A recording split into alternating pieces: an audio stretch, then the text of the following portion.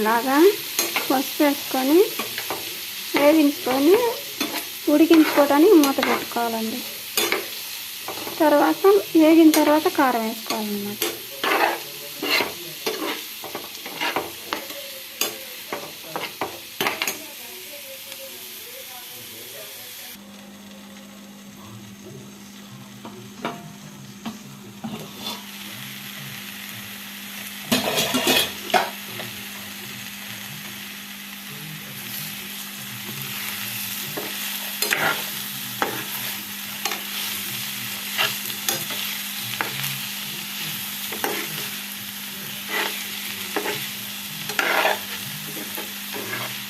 ఉద్ది కారం ఇలా సాల్ట్ వేసానండి. ఉల్లిపాయల్లో సాల్ట్ వేసాను అంతా. ఇది ఇప్పుడు కారం చల్లుకోవాలి. వేగిన తర్వాత కారం చల్లుకోవాలి.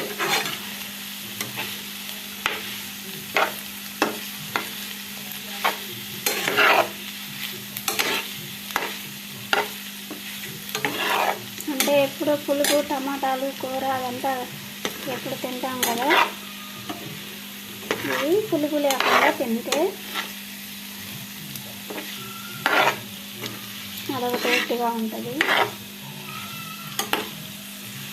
టమాటాలు వేస్తే పులుపు అయిపోయింది అన్నమాట. ఎప్పుడు మనం అదే తింటాం కాబట్టి పప్పులు కూరలు మధ్యలో ఒకసారి ఇది చేసుకోండి. అంటే తెలిసిన వారికి నేను చెప్పట్లేదు, తెలియని వారికి చెప్తున్నాను. ఉల్లిపాయ ఉడికితే కారం వేసుకోవాలన్నమాట.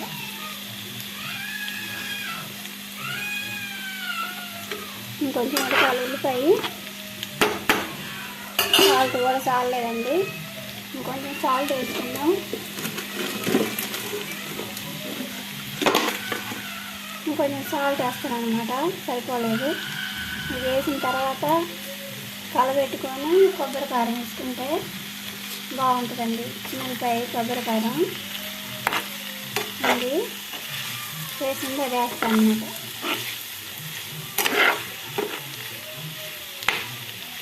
ఇంకా ఇది వేగాలి, కొంచెం మూత పెట్టుకుందాం. ఇంకా బాగా ఉడికిద్ది మెత్తగా.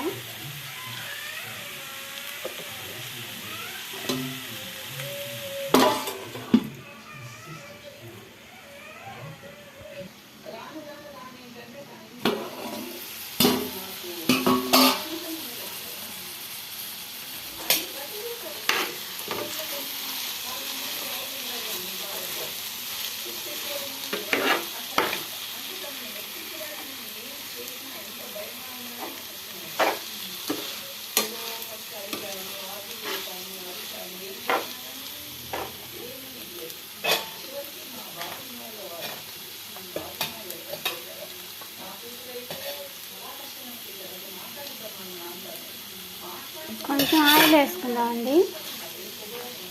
ఆయిల్ వేసుకుంటే కొంచెం కారం వేసుకొని తినడానికి సాఫ్ట్గా ఉంటుంది.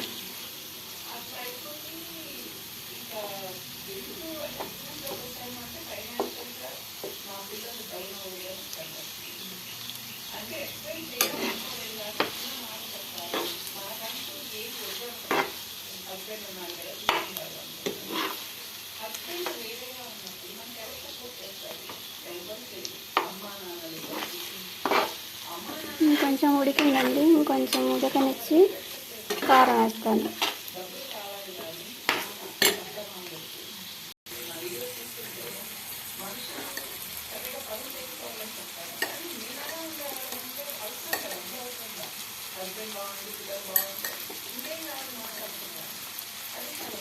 కొబ్బరి కారం వేసానండి, ఇప్పుడు కలబెడుతున్నా.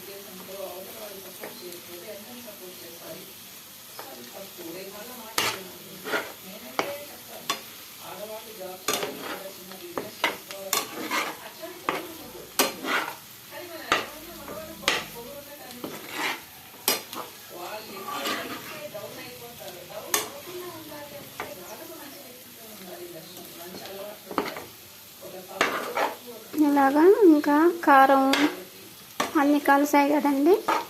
ఇప్పుడు కొంచెం వేసుకున్నా కానీ టేస్ట్గా ఉంటుంది.